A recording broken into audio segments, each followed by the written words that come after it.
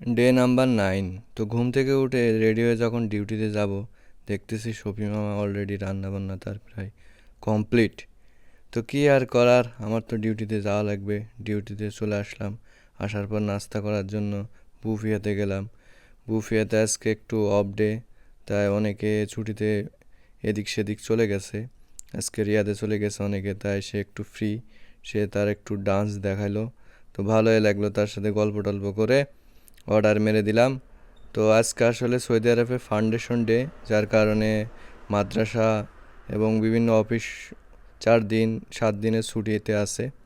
তো যাই হোক, দুপুরবেলা আসলাম। আসার পরে ভিলার সামনে দেখতেছি আরেকটা ভিলায় কিছু কাঠ পড়ে আছে, তো আমার কিছু দরকার ছিল।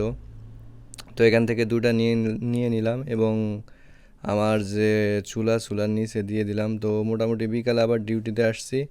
আজকে ফাউন্ডেশন ডে উপলক্ষে রাস্তার মাঝখানে দেখতেছি তাদের জাতীয় পতাকা